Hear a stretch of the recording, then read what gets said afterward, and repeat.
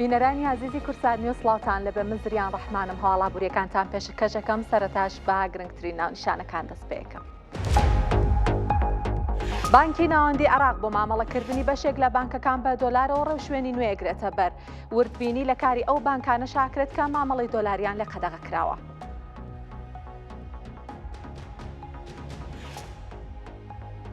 وا بڕیارە لە سبەینەوە دابینکردنی غازی ماڵان لە پارێزگای سلێمانی ئاسایی بێتەوە. لە پارێزگای دهۆکیش نرخی غاز و سوتەمەنی و بەنزین گران بووە.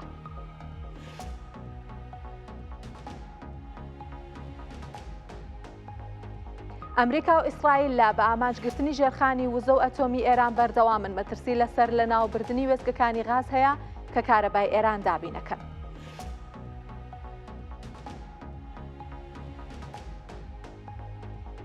لەبارەیکردنەوەی تەواوەتی گەروی هورمزەوە دۆناڵد ترامپ هەڕەشەی قورس لە ئێرانەکات. تارانی شەڵێت گەروەکە بۆ کەشتیەکان کراوەیە ئەوانە نەبێت کە دوژمنن.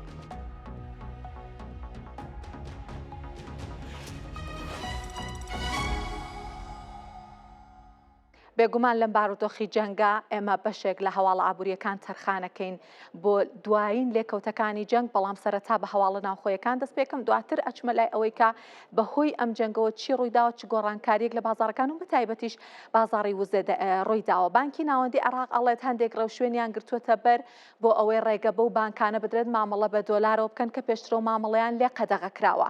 ئەحمەد داود سەلمان بەڕێوەبەری بەشی گواستنەوەی پارە لە بانکی ناوەندی عێراق بە میدیای فەرمی حکوومەتی عێراقی وتووە بانکی ناوەندی لەگەڵ کۆمپانیا جیهانیەکان لا وردبینی مامەڵەکانی گواستنەوەی پارەی بەشێک لەو بانکانە بەردەوامن کە مامەڵەی دۆلاریان لێ قەدەغە کراوە.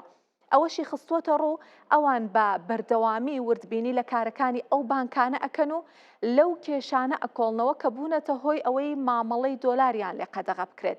بە وتەی ئەو بەرپرسە لە بانکی ناوەندی عێراق لە چەند ڕۆژی داهاتوو هەندێک گۆڕانکاری لە مەرج و ڕێوشوێنەکان ئەبینرێت کە دێنە ئاراوە.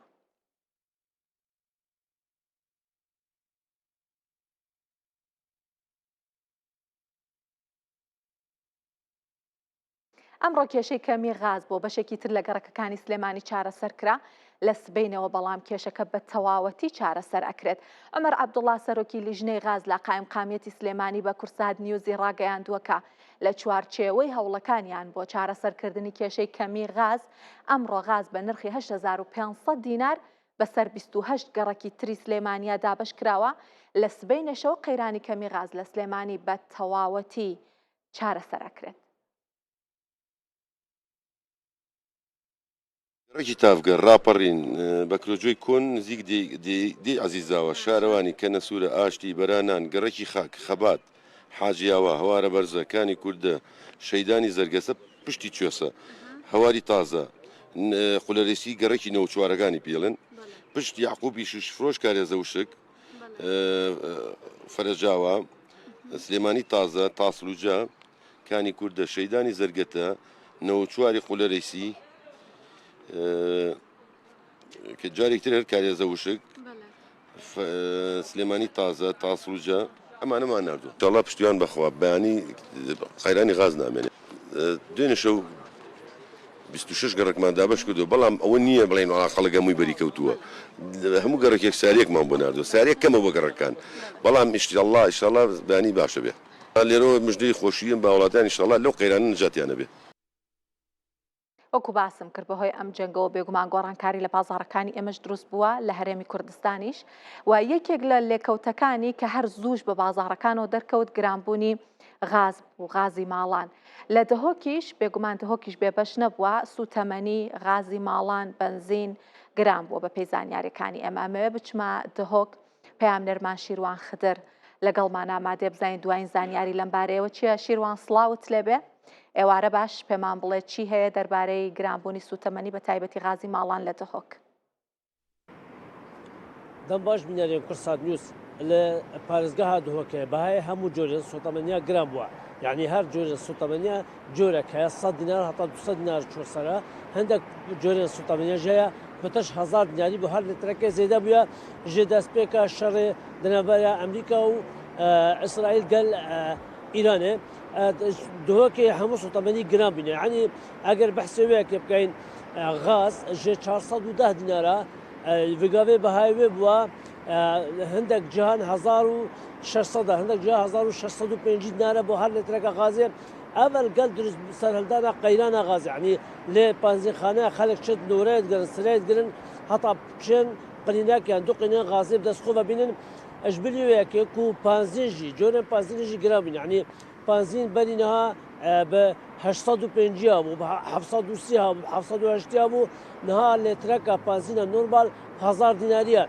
بنزين محسن لترابطش 1100 ديناريه حتى نزيك 1200 ديناريه افش بلي ويش هذا غاز اكو نفطه مالان او جي قلا جرام يعني بينها ب 600 ابو ب 700 ابو نها شو 1000 دينار يعني 950 975 دينار حتى 1000 دينار اول الدهوكي همو جورن 8 جرام بنا اول كارتك جيرو جانا خل كيف شويه جشت كريان بونو من اگر بحث نان بيجاب كاين فرناب كاين كاروان سر غازيه جرامبونا غازيه وقت كو اوجي نشاربن بهاي ناني بهاي صابونان جرام بكر كارتكن راس خوش جانا خلقي دكات دساجي في سرو سرماي في كشي سرماي دا خرابيا كهرباء اجتماعي وقت خلق بيدفيب غازي بن بيدفيب نفطه بش بسوبال جبو خو گرم كريد نوا مال خودا او جي جرام بو اوجي يعني قيرانه كده سر خلق دخواز دكن اداره پاريزگاه دوكي لجنه نفط و كانزا لانه پيوندار دوكي ديفچونا بهاين وان سو 8 بكن بو چپتن دوكي بهاين سو 8 جهندن گرانترن يعني هر عندك جورة 8 وكيلهم اماجا بيداي اگر بنگریم هاری کاربت يعني هندك 1000 دينار هندك بتش 1000 دينار بو هر لترکه چوسره اما وكو خالد بجد هوكاري او وكو اداره پرزگاه دو که هاش وان بابتانی نو هاش جیرو جارا خلقین هاش و باري جران جياني هاجي او قيران بسر دو که داتن هاجي نت اما دما كده كورجا هاجاريل دو که اجباجر دنيا هريما كردستان شاميه بترا رجا هجاري بترا نبونا كاري دوان ظروفا دا خلق ولی کریا رجا هجاري هشتا زیادتر لبد لو را دخواز کن اداره پرزگاه دو که لانن پیونددار دیپچونه که وان بهای بکنو و قیرانه و برگرانی سر خلق را کنه با دۆناڵد ترامپ سەرۆکی ئەمریکا هەڕەشەی هێرشکردنە سەر دامەزراوەکانی وزەی ئێرانەکات ئەڵێ دەگەر بێت و گەروی هورمز نەکرێتەوە دامەزراوەکانی وزە ئەکەینە ئامانج ماوەی 48 ساعتیشی وەک مۆڵەت داوە بە تاران لەم راپۆرتەیە باس لە دیارترین دامەزراوەکانی وزەی ئێرانەکەین کە ئەکرێت و ئەگەری هەیە ئەمریکا بیان کاتە ئامانج لەگەڵ هەڕەشەکانی دۆناڵد ترامپ سەرۆکی ئەمریکا بۆ هێرشکردنە سەر دامەزراوەکانی وزەی ئێران ئێستا چاوەکان لەسەر گرنگترین دامەزراوەکانی وزەی ئەو وڵاتەن. بەپێی راپۆرتێکی ڕۆژنامەی وۆڵ ستریت جۆرناڵی ئەمریکی پێدەچێت هەڕەشەکەی ترامپ بۆ هێرشکردنە سەر ژێرخانی وزەی ئێران وێزگەکانی کارەبای گازی سروشتی بگرێتەوە کە بەپێی ئاژانسی نێودەوڵەتی وزە نزیکەی 80% بەرهەمهێنانی کارەبای ئێران لە گازی سروشتیەوە دێت. لە گەورەترین وێزگەکانی وزە لە ئێران وێزگەی دەماوەندی نزیک تارانە کە توانای بەرهەمهێنانی 2868 مێگاوات کارەبای هەیە و وێزگەی کرمان لە باشووری ڕۆژهەڵاتی وڵاتەکە کە توانای بەرهەمهێنانی 1912 مێگاوات و وێزگەی رامین لە پارێزگەی خوزستان کە توانای بەرهەمهێنانی 1903 مێگاوات و وێزگەی وزەی ئەتۆمی بوشەهرن کە تاکە وێزگەی کارەبای ئەتۆمیە لە وڵاتەکەدا. هەروەها وێزگەی شەهید سەلیمی لە دیارترین وێزگەکانی وزەی ئێرانە کە توانای بەرهەمهێنانی 2215 مێگاواتە. وێزگەی شەهید ڕەجائیش توانای بەرهەمهێنانی 2043 مێگاواتە. وێزگەکانی کار و ئاویش کە بەنداوەکان دەگرێتەوە بەنداوی شەهید عەباسپۆر و کارون و کادرۆن و مەسجد سلێمانن. بە وتەی سەرچاوە ئاگادارەکانی ئەمریکا لە سەرەتای دەستپێکردنی جەنگەوە کە لە 28 شوبات دەستی پێکرد ترامپ نەیویستووە دامەزراوەکانی وزەی ئێران بکرێنە ئامانج بەڵام لە ئێسادا دەیەوێت ئەو هەڕەشەیە وەک کارتێکی فشار بۆ کردنەوەی گەروی هورمز بەکار بهێنێت. هەر بۆیە شەوی ڕابردوو ترامپ مۆڵەتی 48 سعاتی بۆ ئێران دیاری کرد بۆ کردنەوەی گەروەکە و لە بڵاوکراوەیەکدا لە پلاتفۆرمی تروس سۆشیال ڕایگەیاند ئەگەر ئێران لە ماوەی 48 سعاتدا گەروی هورمز بە تەواوەتی نەکاتەوە ئەوە ئەمریکا وێزگەکانی وزەی ئێران لە گەورەترینیانەوە بۆ وردومان دەکات و لە ناویان دەبات. شەرت نییە حتمما وڵاتێک ڕاستە و خۆ بەشدار بێ لە جەنگەکە ئینجا زیانی بەرکەوت بێ. یەکێتی ئەوروپایەکێکە لە گەورە زیانمەندانی جەنگەکە ئەمە دووەم جارەکە یەکێتی ئەوروپا بەهۆی جەنگی وڵاتانی ترەوە ڕوبەڕووی ئاستەنگی وزە و گرانبوونی نرخی سوتەمەنی ئەبێتەوە. یەکەمیان جەنگی رووسیا و ئۆکراین بوو ئێستاش کە بەهۆی جەنگی ئەمریکا ئیسرائیل ئێرانەوە نرخی وزە بە شێوەیەکی بەرچاو لە یەکێتی ئەوروپا بەرز بووەتەوە. ڕۆژی پێنجشەممە کۆمیسیۆنی ئەوروپا کۆ ئەبێتەوە پێ ئەچێت ئەم بابەتە کاریگەری گەورەی هەبێت لەسەر کۆبوونەوەکەیان.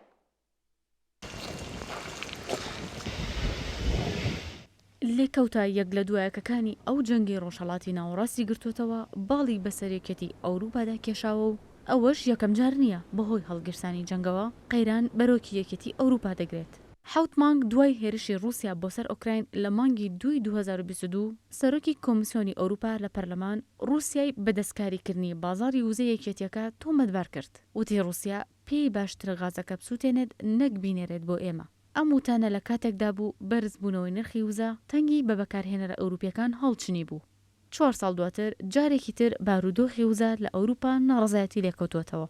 دیپلۆماتکارێکی ئەوروپی لەو بارەوە دەڵێت سوێندمان خوارد وانە وەربگرین و بەڵێنماندا بارودۆخەکە بگۆڕین، بەڵام جارێکی تر کەوتینەوە هەمان بارودۆخەوە. جەختیش لەوە دەکاتەوە کە وڵاتانی ئەوروپی لە جیاتی ئەوەی سەرنج بخەنە سەر پلانی درێژخایەن و پێویست و ژێرخانی بۆ بەرزکردنەوەی توانای کێبڕکی ئەوروپا لەم جیهانە پڕناسەقەمگیریەدا لە ترسی تووڕێی دەنگدەران سەرنجیان خستووەتە سەر بە هەڵەشانە بە دوای ڕێکارێکی چارەسەردا دەگەڕێن. ئەم جاریان شۆکی بەرزبوونەوەی نرخی وزە لە ئەوروپا بەهۆی جەنگی نێوان ئەمریکا و ئیسرائیل و ئێرانە. بەهۆی دروستبوونی ئاستانگ بۆ گەڕی هورمز ئەمریکا سزاکانی سەرنەوتی رووسای کەم کردوتەوە. بەڵام پسپۆڕێکی ئاسایشی وزە لەو بارەوە دەڵێت بۆ ئەوروپا هەڵبژاردن لە نێوان وزەی رووسیا و ناسەقەمگیریەکانی بازاڕدا هەڵبژاردنێکی قورسە. ئەو پسپۆڕە پێی وایە ئەوروپا لە کاتی قەیرانی گەڕی هورمزیشدا دەتوانێت وزەی پێویست دابین بکات.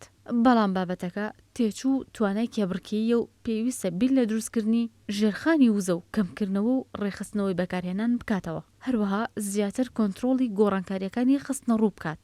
بەهۆی ئەوەی پشت بەستنی لە ڕادەبەدەر بە وڵاتان و لەوانەش ئەمریکا بۆ دابینکردنی پێویستی وزە بابەتی چاوەڕوان نەکراوی زۆر دێنێتە ئاراوە.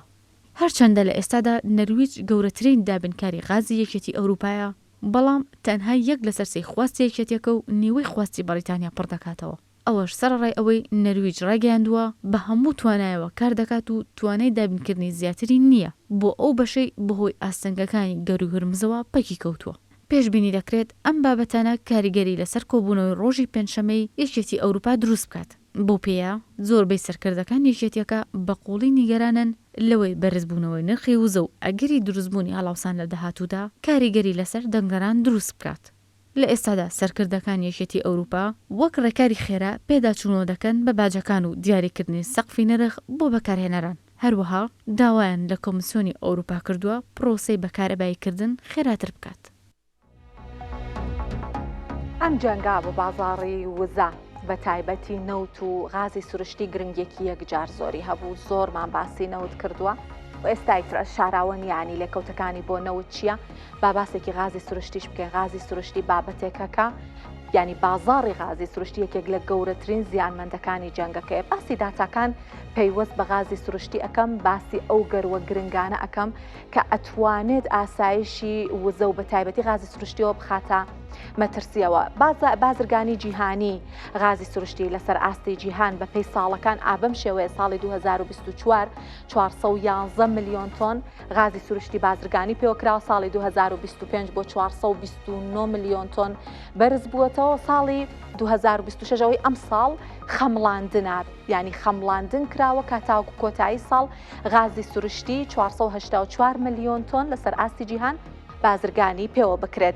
جا گەشەی بەکارهێنانەکەی ساڵی 2024 بۆ 2025 سەدا 4 بەرزبوونەوەی تۆمار کردووە و دیسان بەپێی خەمڵاندنەکان بێت ساڵی ڕابردوو بەراورد بە ئەم ساڵ سەدا 8 بۆ سەدا 10 بەرزبوونەوە تۆمارەکات ئەگەر بێت و ئەم ئاستەنگانە کە ئێستا لە بازاڕەکە دروست بووە چارەسەر بکرێت. ئەم پێشبینیانە ئەم خەمڵاندنانە بێگومان ئەم ئاستەنگە گەورە کە ئێستا بۆ غازی سروشتی دروست بووە لە بەرچاوی نەگرتووە. هەناردەکارانی بەپێی ڕیزبەندی هەناردەکارانی غازی سروشتی یەکەمیان ئەمریکایە کە ساڵانە 86 میلیۆن تۆن هەنارداکە 121 پێویستی جیهان، بازرگانی جیهان و هەناردەی جیهان لە لای ئەمریکایە. دووهەم لە ڕیزبەندی دووەما قەتەر دێ بە 79 میلیۆن تۆنی ساڵانە و 119 پێویستی جیهان هەناردەی جیهان لای قەتەرە. بەم داتای قەتەرە بەم ڕێژەیە کە قەتەر دابینی ئەکا باش بەرچاومان ڕوونە بێتەوە ئەتوانین بزانین بۆچی ئەم ئاستەنگەکە لە گەروی هورمز دروست بۆ توانیوێتی لەو ئاستەیە کاریگەری لەسەر غازی سروشتی دروست بکات کە هەر لە یەکەم ڕۆژەکانی جەنگەکەوە لە ئەوروپا سەرەتا سەداسی دواتر سەدا پەنجا ڕۆژی دوایی سەداسی نرخی غازی سروشتی گران بوو سیاسەتوانانی ئەو وڵاتانە زۆر نیگەران کە ئەمە کاریگەری لەسەر دەنگی دەنگدەران دروست بکات لەبەرەوەی کە نرخی وزە بۆ ئەو وڵاتانە زۆر گرنگە. ئوسترالیا لە ڕیزبەندی سێمادێ بە ساڵانە 78 ملیۆن تۆن هەناردەکردن دیسان لەبەرەوەی نزیکە لە قەتەرەوە 1970 پێویستی جیهان دابینەکە لە ڕیزبەندەکانی دواتریژ ڕوسیا و مالیزیان بە 32 ملیۆن تۆن و 26 ملیۆن تۆن رووسیا بێگومان ئەم ئاوەلێڵە باشترین هەلە بۆ رووسیا بۆ ماسی گرتن لەبەرەوەی کە چاوپۆشیان کردووە لە سزاکانی هەر لەگەڵ دەستپێکی جەنگەکەش رووسیا خۆی تعلیقی لە وڵاتانی ئەوروپادا وتی چاوەڕێکن پێویستان پێمانە بێتەوە بێگومان واشی لێ هات. هاوردەکارانی غازی سروشتی بە دەرەجەی یەکەم سەرەتا چینە ساڵانە 7 ملیۆن تۆن هاوردە ئەکا ئەمە بوو بە هۆکاریەوەی کە چین لەبەرەوەی کە پەیوەندیەکانی لەگەڵ ئێران باشە کەوتە تکاکردن بۆ ئەوەی کە غازی سروشتی قەتەر بکرێ لە ڕێگەی گەروی هورمزەوە هاتوچۆی پێ بکرێ و بکرێ بازرگانی پێوە بکرێ. ژاپۆن دووەم گەورەترین هاوردەکاری غازی سروشتیە بە 65 ملیۆن تۆنی ساڵانە. کۆریای باشوور لە ڕیزبەندی سێمایە بە هاوردەی 47 ملیۆن تۆن.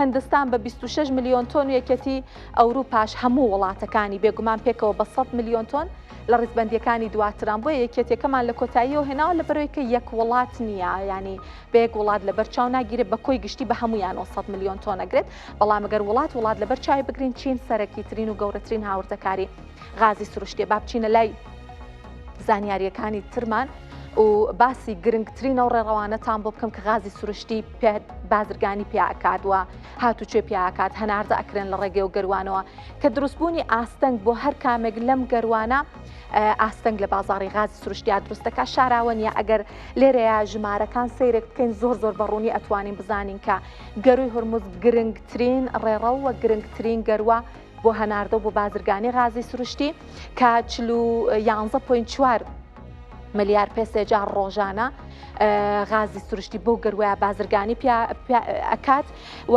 گەروی مالاکاکە دوای ئەو لە ڕیزبەندی دووەم گرنگترین ڕێڕەوەکانە بۆ غازی سروشتی بە بازرگانی کردنی 9.2 ملیار پێسێجا وەکوتم دووەم گرنگترینە و دوای ئەو باشووری ئەفریقایە کە ئەمەش ینی گەروێکی گرنگە لە کاتێکا کە ئەم گەروانەی تر تو ڕوبەڕووی ئاستەنگە بنەوە ئەوە یەکێکە لە ڕێڕەوە جێگرەکان بە تایبەتی لە کاتی مەترسیەکانی حوسیەکان ئەمە ببوو بە ڕێڕەوێکی جێگرەوە بۆ بازرگانی بەڵام لەبەرەوەی کە ڕێڕەوەکە درێژ ئەکاتەوە پێچوو کاتی گەیاندنیش درێژ ئەکاتەوە و دوای ئەوە گەروی ینی نۆکەندی سوێسە کە بە 900 ملیۆن پێسێجا لە ڕیزبەندی دواترادێ گەروی تورکیا بە 600 ملیۆن پێسێجا و دانیمارکیش بە 1.6 ملیار پێسێجا. ئەمانە ئەو گەروە گرنگانن ئەو ڕێڕەوە گرنگانن کە بازرگانی غازی سروشتی ئەتوانن بخەنەژێر کاریگەری خۆیانەوە.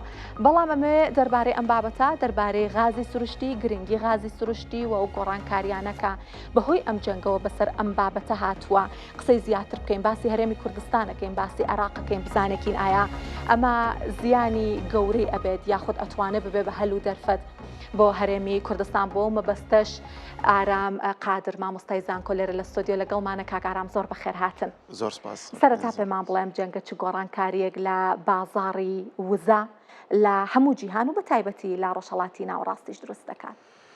زۆر سپاس بۆ دەرفەتە. هەڵبەتە نەوت و گاز تەنها دوو کاڵای ئاسایی نین لە جیهاندا.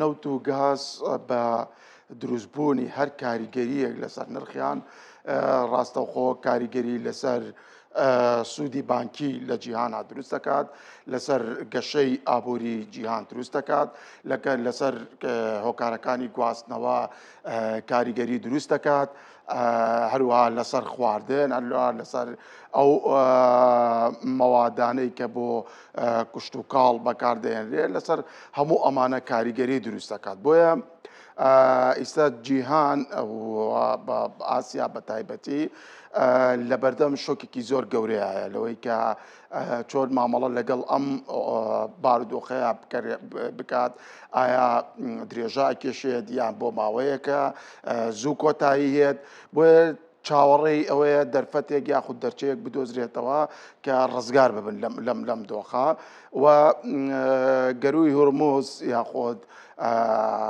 وڵاتانی خلیج کە بەڕێژەیەکی زۆر بەرهەمهێنەری گازی سروشتین بە تایبەتی ئەمان لە بەردەم دۆخێکدان بەڕاستی کە لەوەی خەریکە بڵین بەرهەمهێنانی گازەکەش ئەوەستەیە پێشتر ئێمە کێشەکە لەسەرەوە بوو کە گەروی هورمز دابخرێ و هەناردەکردنی ڕابوەستێ وەکەوەی کە ئێوە چەند داتایەکتان خستە ڕوو لە سەرەتادا قەتەر بە نزیکەیی ڕێژەی لە سەدا 20 هەناردەی گازی سروشتی بۆ جیهان لە ڕێگەی قەتەرەوە دەکرێت دیارە ئەم لە سەدا 20 کاریگەریەکی زۆر لەسەر بازاری جیهان دروست دەکات و بە تایبەتی ئاسیا کە وەکو ئەو داتانی جەنابەت نیشانتدا کە چینی وەکو وڵات زۆرترین خواسی لەسەر غازی سروشتی و نەوت هەیە بۆیە کاتێک کە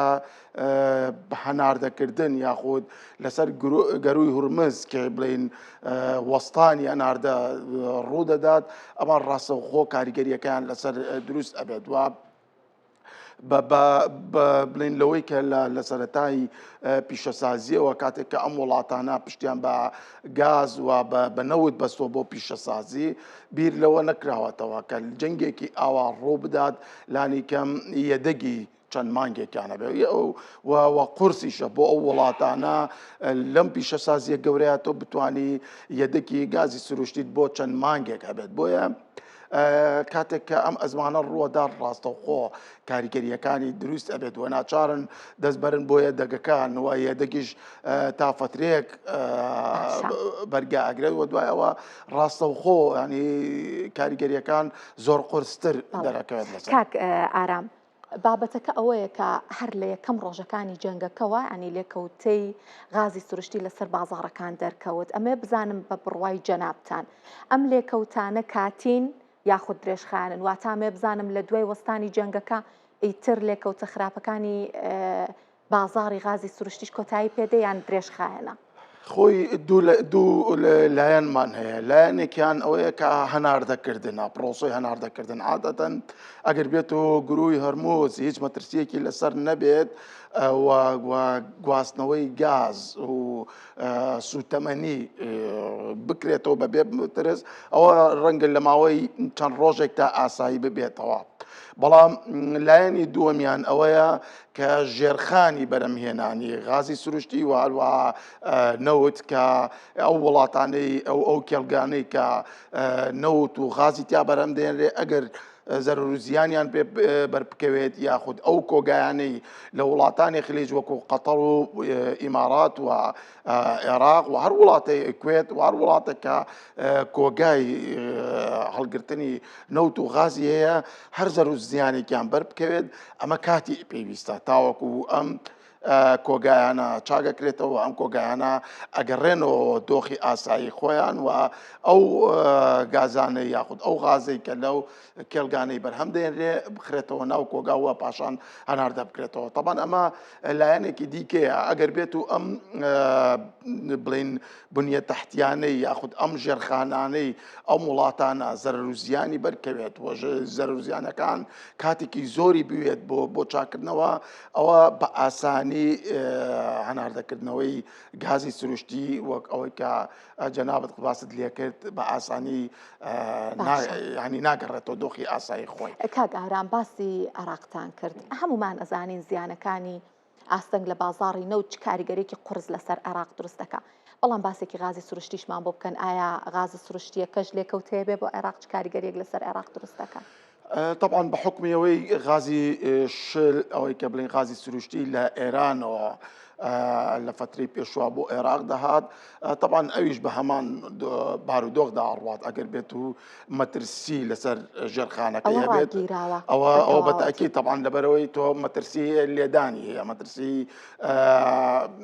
ئەوە هەیە کە لەلایەن ئەمریکا و ئیسرائیلەوە لێ بدرێت کە ئەوە بێت طبعا بەرەمێنان ڕاگیرە لەبەرەوەی مەترسیەکە کەم بکرێتەوانێ بۆیە ناچار بەرەمێنان ڕاگیرێت بۆیە کەواتە کاتێککە لە ئێرانەوە ئەو غازە سروشتێ دێت بۆ عێراق ڕابگیرێت ئەوە ئۆتۆماتیکی کاریگەری لەسەر عێراق دروستەکات ناچارە عێراق پەنابەرێتە وڵاتانی خلیج لێەوە بهێنێت و ئەویش طبعا بۆ هێنانی بۆ عێراق ئاهوانترە چکە تێپەڕ نابێت بە گوڕی هورموزا بەڵام بیرمان نەچێت لە عێراقیشدا ئەو هێزە چەکداریانەی کە سەر بە ئێرانن ئەوانش خۆیان هەم ینی مەترسین بۆ سەر عێراق ڕاستە خۆی لە عێراقە بەڵام لە هەمان کاتا مەترسیشە بۆ سەر عێراق چکە کاتێک کە تۆ پەنابیتە بەرەوەی کە لە خلیجەوە خاز بێنیت ئۆتۆماتیکی ئەو هەڕەشەی لێدانیەکە لەبەرەوە ئەویش خلیجی ژانیانی نەوت هەڵگری ئیشی کردرا بە ئامانج ئێستا کاکاران ببوورە هەرێمی کوردستان نەزانین کە لەخوا بەزیابە بەشی پێویستی ناوخۆکی غازی هەیە بەڵام ئەمێ بزانم ئایا هەرێمی کوردستان ئەسڵان پۆتەنشیڵ و توانستی ئەوەی تایە کە بتوانێت ئەم هەلە بۆ خۆی بقۆزێتەوە ئەتوانێت ئەمە هەل بێت بۆ هەرێمی کوردستان کە هەندێک پێگەی خۆی لە ڕووی غازەوە قایمتر بکالانی کەم لە ناوچەکە ناڵم ئێمە وەکو ژەرخان ئامادەسازی بۆ دۆخێکی لەم جۆرە نەکراوە لە هەرێمی کوردستانە لەوەی کە ئەگەر دۆخێکی بەم جۆرە بێتە پێشەوە هەرێمی کوردستان غازەکەی بتوانێت هەناردە بکات لەبەرەوە ئەوەندەی کە بیر کراوەتەوە تاوەکو ئێستا لە هەرێمی کوردستانە بۆ ئەکتیڤای ذاتی بووە بۆ بەرەمێنانی کارەبا بۆ بەرەمێنانی ناوخۆیی و هەناردەکردنی بۆ عێراق و بەرەمی کارەبا بۆ عێراق لەبەرەوە بیر لەوە نەکراوە کە بۆ دەرەوەی عێراق کە خۆی بەڕاستی ئەمە دەرفەتێکە بۆ بیرکردنەوە لە گەشە پێدانی و بەرهێنان لە گواستنەوەی غازی سروشتی لە ڕێگەی هەرێمی کوردستانەوە بۆ وڵاتانی ئەوروپا هەرچەنە یعنی بە کۆی ئەوەی کە لە ڕێگەی تورکیاوە ئەوروپا لە سەدا شەشی کۆی پێداویستیەکانی غاز بۆ ئەوروپا لە ڕێگەی تورکیاوە دەڕوات و لە سەدا 20 لە ڕێگەی قەتەرەوە دەڕوات کە بەشێکی زۆری ڕێگەی قەتەرە ینی ئەوەندەی قەتەر کاریگەری هەیە چکە ئێمە لە ڕاستە وەکو بنیەی تەحتی وەکو ئەو ژێرخانەی کە غازی سروشتی غازێکی سروشتی زۆر یەدەکمان هەیە لە هەرێمی کوردستانە بەڵام بیر لەوە ڕێگەی وەبەرهێنانەکەی نەکراوەتەوە وەک چۆن لە نەوتەکەی ژێرخانێکی باش هەرێمی کوردستان بەڵام ئەوەی کە قەتەر کاریگەریەکەی هەیە لەسەر ئەوروپا هەرێمی کوردستان نیەتی و عێراقیش ئەو کاریگەریەی لە ڕێگەی نەوتەوە هەیەی لە ڕێگەی بڵین غازەوە نیەتی ئەوەی کە نەوتی شل یاخود بڵین ئەو نەوتی ڕەش کە هەناردەی جیهانی بکات غازەکە نیەتی لە ئەوەی ئێستا من لە وەڵامەکەی ئێوە وەرم گردیانی ئەوەی کە لای من دروستی کردەوەی کە هەرێمی کوردستان تواناکەی هەیە بەڵام نەبوونی پلانی درێژخایەن و ئەم ڕەوتەکە هەرێم و عێراق لە سەرەتی ئەگەر بەشی ئەمڕۆی هەبێ خەمیس بینێ نییە ئەوە ڕێگرە لەوەی کە بتوانێت پێگەکەی خۆی قایمتر بکات 100% ئامادەسازی نەکراوە بۆ هەناردەکردن ینی ئەم ژێرخانەی کە ئێمە هەمانە هەناردە بکرێت ئەویش طبعاً چەندین هۆکار هەیە لەوەی کە هێشتا هەرێمی کوردستان بڵین خاوەنی سیادەیەک نییە کە خۆی بتوانێت مامەڵە بە سامانە سروشتەکانی خۆیەوە بکات ئەبێت لە ڕێگەی عێراقەوە بێت ئەمریکەکە لەو ڕێگریانە و خودی عێراق خۆشی لە بەردەم کێشەیە هەیە ینی ئێمە لێرە باسەکەمان چڕ کردەوە لەسەر غاز کە خۆ بەشێکی دیکەی نەوت لە سەدا 20 نەوتی شل بە ڕێگەی گەروی هەرمزە ئەڕوات کە عێراق و سعودیە و ئیماڕات و ئەمانە هەمووی نەوتەکەیش گواستنەوەی دەریایی لە ڕێگەی گروی هەرمزەوانە بۆ ئەم وڵاتانە لەو ڕێگەیەوە نەوتەکەیانە گواستنەوە خۆ ئەگەر ئەم ڕێگەیە بە تەواوی قەتا بکرێت عێراق کێشەی هەناردەکردنی نەوتی بۆ دروست ئەبێت ینی ناتوانێت ئەو ڕێژە زۆرەی بە تایبەتی ئەوەی کە لە بەسڕە و ئەمانەوە ئەو نەوتە زۆرەی کە ڕۆژانە سەر و 3 ملیۆن و 500,000 بەرمیل نەوت لە ڕێگەی بەسڕەوە هەناردە دەکرات ئیسا ئەوە وەستێنراوە ناتوانێت ئەوە هەناردە بکات. باشە کاک ئارام بابەتێکی تر کە هەیە ئەزانین هەندێک وڵات هەن کە گەورە بەرهەمهێنەری غازی سروشتین و هەر ئەسڵەن پشت بەگەروەکەش نابەستن بە گەروی هورمز بە تایبەتی. بۆ نمونە ئەمریکا هەردوای جەنگی رووسیا و ئۆکراینیش ئەمریکا بوو بە فریادڕەسی وڵاتانی ئەوروپی. لە ئێستاە ئەتوانین بڵین نەخشەی خواست و خستنە ڕوو لە بازاڕی غازی سروشتیە گۆڕانکاری بەسەرا هاتووە؟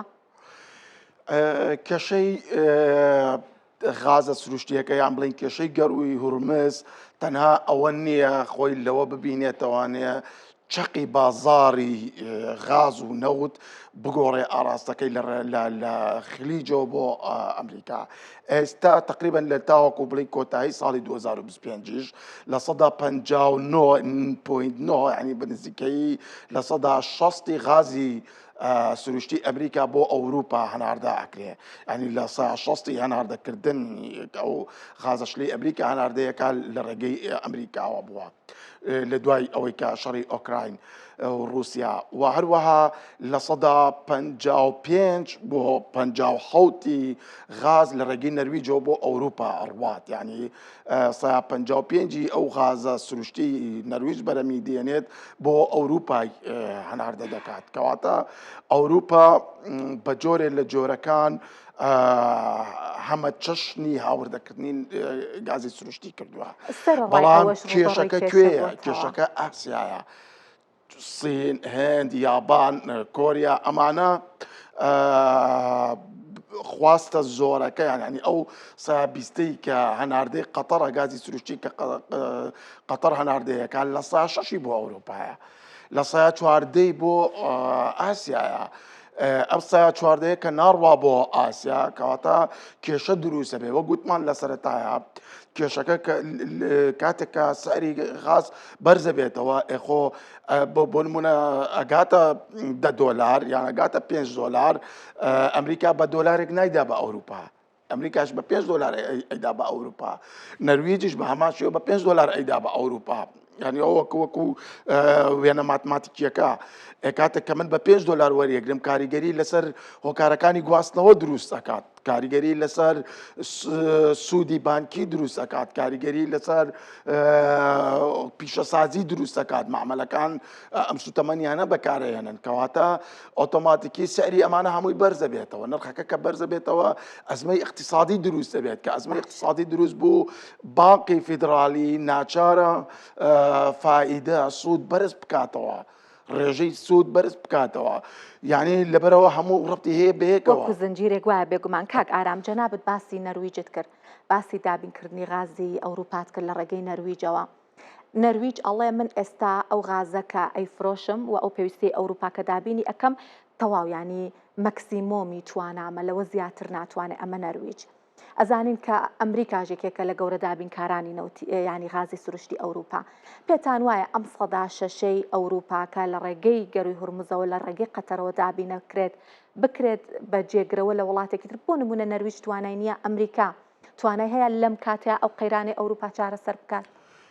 وەگوتم دۆخەکە بەس ئەوروپا نییە، لانی کەم ڕەنگە دۆخێک بێتە پێشەوە رووسیا کە لە ئیسا لە 16 ئەنێرێ بۆ ئەوروپا، ئەم ڕژێ بەرز بکاتەوە بۆ لە 130 بۆ لە 135. هەرچەند سیاسەتوانانی ئەوروپی زۆر مەیلیشیان نییە، یعنی بەرەو ئەو ئاراستەیە هەندێک جار چەکی اقتصادی بەهێزترێکە لە چەکی سەربازی، یعنی ناچارە کە ئەم چۆنەڵی پیاڵە ژەهرە بخواتەوە و غازەکەی رووسیا وەربگرێەوە لە بەرامبەرە کۆمەڵێک شت بدا. بەڵام ئێمە کێشەکە ئاسیایە، ئێمە ئەزانین پیشەسازی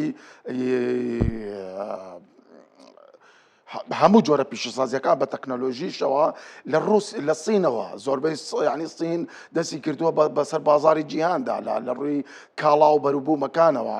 ئەمە کاریگەریەکی ڕاستە و خۆ لەسەر سین بەجێڵە، لەسەر یابان بەجێ دەیڵێت کە ئەمانە وڵاتانی پیشەسازین. جا ئێمە گفتوگۆکەمان بەجەقت کردەوە لەسەر لە غازات جڕمان کردەوە کە خۆی نەوت و پترۆکیمیاویاتیش کە لە نەوتەوە سەرچاوە ئاگرێ، ئەمانیش خۆیان ینی خلیج ینی نەوتێکی زۆری کە دابی نەکرێت بۆ ئاسیا لە ڕێگەی خلیجەوەیە، ینی لە ڕێگەی قەتەرەوەیە، لە ڕێگەی سعودیەوەیە، لە ڕێگەی عێراقەوەیە کە ئەمانە بەشێکی زۆری دەڕوات بۆ ئاسیا. وەگوتم ئەوروپا لە دوای شەڕی ئۆکراین رووسیاوە هاوردەکردنی سوتەمەنی ئەمە چەشن کردووە، یعنی بەستە ناپشتی نەبەستووە بەلایەنێک، بەڵام کاتێک کە سەر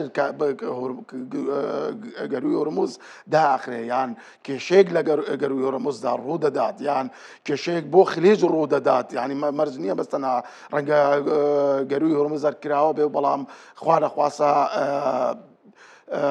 ئێران هێرش بکاتە سەر قەتەر، سەر کێڵگە نەوتیەکانی قەتەر، سەر کێڵگە بڵین کۆگاکانی نەوتی قەتەر، سعودیا، عەمان، ئەمانە نرخی نەوت و غاز بە ڕێژەیەکی بەرچاو بەرز دەکاتەوە کە ئەم ڕێژەی بڵێ سەعری نەوت بەرز ببێتەوانێ خۆ رووسیا بە 20 دلار نایە بە ئەوروپا، رووسیاش بە سعری بازاڕیدا بە ئەوروپا ئەکە سعرەکەی بە سعرێکی گران بیکرێت، شەریکات بە سعرێکی گران بیکرێت، ناچارە کاڵاکانی بە گران بفرۆشێتەوە لە بازاڕ. کاک ئارام بە بڕوای جەنابتان، ئێستا ئەتوانین بڵێن کە غازی سروشتی چۆتە قۆناغێکەوە کە ببێت بە کارتێکی فشاری سیاسی لە دەستی وڵاتانە؟ ئەخی کام وڵات؟ ئەو وڵاتانە کە خاوەنی یەدەگەکەن، کە خاوەنی بەرهەمهێنانەکەن، کە گەورە هەناردەکارن، ئەتوانن ینی غاز چۆتە ئەو قۆناغە بۆ نمونە نەوت لەو قۆناغەیە وەکو کارتێکی فشاری سیاسی بەکارەهێنرێت، ئەتوانین بڵین کە غازیش چۆتەوە قۆناغەوە کە وڵاتان بتوانن وەکو کارتێکی فشاری سیاسی بەکاری بهێنن؟ خۆی دوولایەنەیە وەکۆی کە باسمان کرد، لە کاتێکا من ئەتوانم وەکو فشار بەکاری بهێنم کە ڕێگاکانم لە بەردەستا بێ بۆ هەناردەکردن، بەڵام خۆم هەناردەی نەکەم. بۆ نمونە رووسیا زۆر بە ئاسانی، یعنی ئەگەر بڵین حەسارەکەی لەسەر نەبێت، فشاری ئەمریکای لەسەر نەبێت، لەلایەن ئەمریکاوە کۆتوبەند نەکرابێت، ئەتوانێت بڵێ من هەتاوەکو ئەم خاڵانم بۆ جێبەجێ نەکەی ئەوروپا من غازت نادەمێ، من نەوتت نادەمێ، ئەمە بەڵێ. بەڵام وەکو وڵاتانی کەنداو کاتێک هێرشی لەسەرە و گروی هۆرموز ینی دەرچەی هەناردەکردنی داخراوە چ فشارێک بکات، فشار لەکوێ بکات؟ ینی تۆ ئەسڵەن خۆت مەترسیت لەسەرە، بەترسی ئەوەت لەسەرە کە ناتوانیت بەرهەمهێنان بڵین غاز بەرهەمبێنیت، ناتوانیت هەناردەی بکەیت، مەترسی لەسەر کێ دروست ئەکات. سپاس ئارام قادر، مامۆستای زانکۆ، سپاسکا لەگەڵمان ئامادە بوون، سپاس بۆ زانیاریەکانتان. ئێران هێرشی کردوتە سەر شاری دیمۆنا، بەهۆی هێرشەکەەوە 39 کەس بریندار بوون. جگەل لەم زیانی گیانی و مادیانە، بابەتێکی ترکە ئەو هێرشە و ئەو شارە گرنگتر ئەکات ئەوەیە کە دیمۆنا نزیکە لە دامەزراوەی ئەتۆمی. ئیسرائیل ئەڵێ دامەزراوەیەکی لێکۆڵینەوەی ئەتۆمیە، بەڵام ئەوترێت کە ئیسرائیل بەردەوامە لە سیاسەتی دووفاقی یان ناڕوون بۆ چالاکی ئەتۆمیەکانی. بۆیە دەربارەی ئەو وێستگەیەش کە لە شاری دیمۆنایە ئەوترێت کەچێکی ئەتۆمی تیا بەرهەمەهێنرێت. بەرپرسانی ئێرانەڵێن ئەم هێرشە کاردانەوەیە بۆ هێرشەکانی ئەمریکا و ئیسرائیل بۆ دامەزراوەی ئەتۆمی بوشەهر و ناوەندێکی بەرهەمهێنانی کارەبا بە وزەی ئەتۆم. هەروەها هێرشەکانیش بۆ سەردامەزراوەی ئەتۆمی نەتەنز کە گرنگترین وێستگەی ئەتۆمی ئێرانە.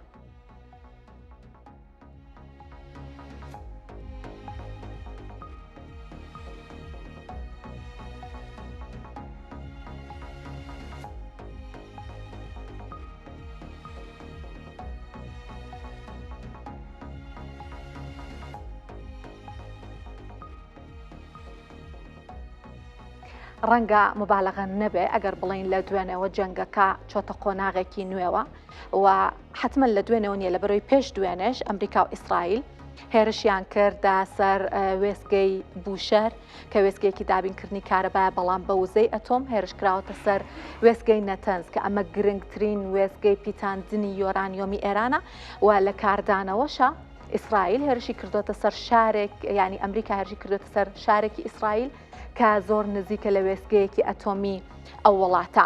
لێرەیە زانیاری دەربارەی ئەم سێ شوێنە کە بۆم باسکردن ئەخەمە ڕوو. سەرەتا وێستگەی بوشەر، وەکو وتم وێستگەیەکی بەرهەمهێنانی کارەبایە، بەڵام بە وزەی ئەتۆم وێستگەکە بە هاوکاری ئێران و رووسیا دروستکراوە و هەر کارمەندانی ڕوسیش لە وێستگەکە لە ئێستاشا هەنە بینین کە مەترسی زۆرە بێ رووسیا کارمەندەکانی باتە دەرەوە کە هەندێک بارودۆخەکە هێورە بێت دووبارە کارمەندەکانی ئەگەڕێتەوە.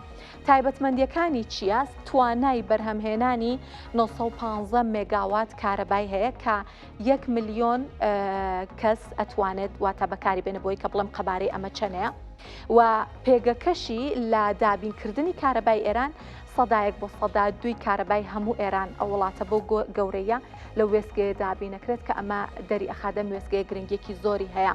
وەکووتم وێستگەیەکە کە سوتەمەنیەکەی یۆرانیۆمی پیتەنراوە. ئەم یۆرانیۆمە لەلایەن رووسیاوە دابینەکرێت، پاشماوەکەشی ئەگەڕێتەوە بۆ رووسیا لە بەرەوەی کە ڕاگررتنی پاشماوەی یۆرانیۆمیش ڕێکاری تایبەتی هەیە و لەبەرەوە هۆکارە ئیگەڕنەوە بۆ رووسیا. با بچینە لای زانیارەکانی تر هەر لەم بارەیەوە. باسی دامەزراوەی ئەتۆمی نەتەنزم کرد. دامەزراوەی ئەتۆمی نەتەنز سەرەکیترین گرنگترین دامەزراوەی ئێرانە کە کاری پیتاندنی یۆرانیۆمی تیا ئەکات. ئەم دامەزراوەیە خۆی لەلایەن یەکێک لە ئۆپۆزیسیۆنەکانی ئێرانەوە ساڵی ئەگەر هەڵە نەبم 2002 ئاشکرا بوو و ئەمە بوو کە ئیتر کێشەکانی ئێران لێرەوە دەستی پێکرد. ناوەندی پیتاندنی یۆرانیۆمە لە ئیسفەهانە، لە پارێزگای ئیسفەهانە.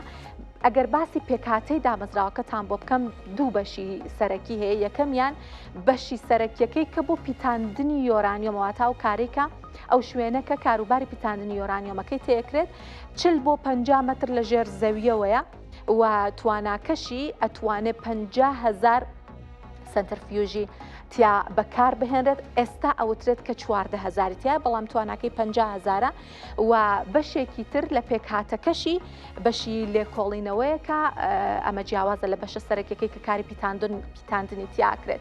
هەتاوەکو ئاستی 160 لەم وێستگەیە یۆرانیۆم ئەپیتەنرێت. دیسان ئەمەش یەکێک لە کێشە سەرەکیەکان بوو کە بووە هۆی دروستبوونی ئەم جەنگەش بۆ ئێران و یەدەگەکەشی ئەوترێت کە 16 کیلۆگرام یۆرانیۆمی 160 پیتەنراوی تایە کە ئەمە زۆر نزیکە لەو یۆرانیۆمە کە بۆ چەک بۆ دروستکردنی چەکی ئەتۆمی بەکارهێنرێت و جگە لەو 16 کیلۆگرامەش ئەوترێت کە هەزاران کیلۆگرام یۆرانیۆمیشی تایە کە لە ئاستێکی کەما پیتەنراوە. بۆ نمونە 105 کە ئەکرێت بۆ کاروباری وزە و بەرهەمهێنانی کارەبا بەکار بهێنرێت.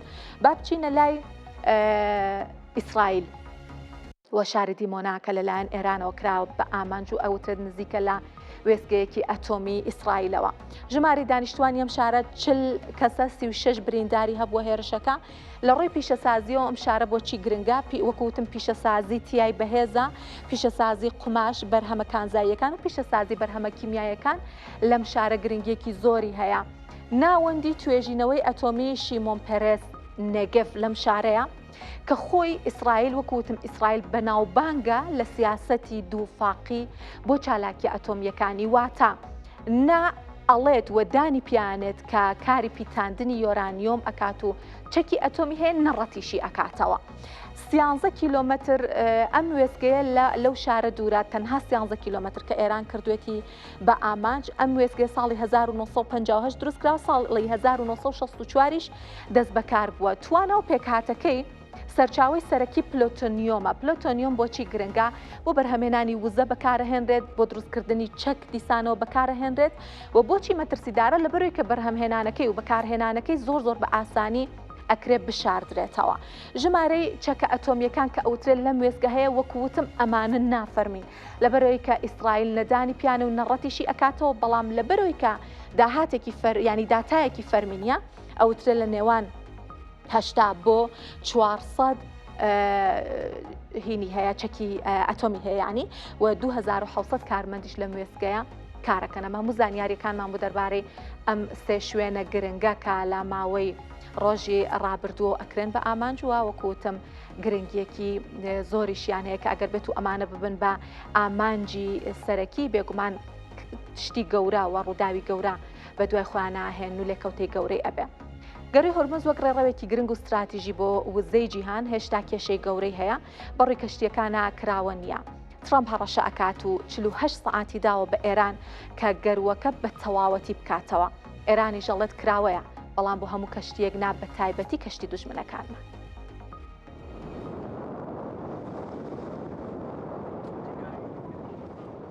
کردنەوەی گەروی هورمز لە ژێربەزەی ئێران و هەڕەشەکانی دۆناڵد ترامپ سەرۆکی ئەمریکادایە.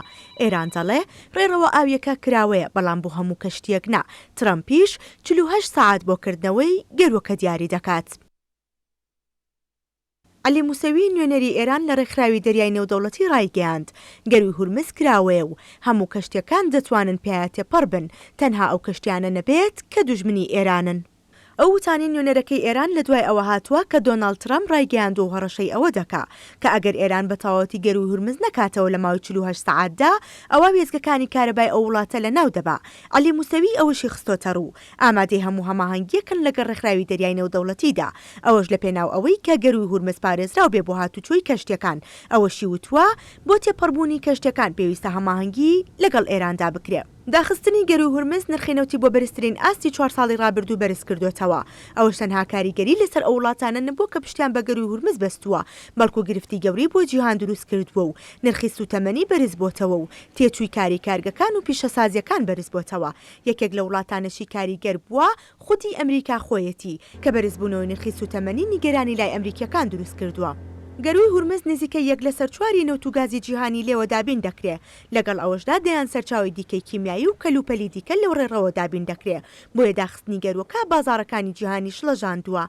بەشێک لە دامەزراوەکانی چاودێری بازاڕی وزە ئاماژەیان بۆ ئەوە کردووە گەروی هورمز ئەو کاتە ئاسایی دەبێتەوە کە جەنگ کۆتایی پێبێت و لە ئەگەری بەردەوام بوونی جەنگ نابێت چاوەڕوانی هێوربوونەوەی دۆخی گەروی هورمز بکرێت.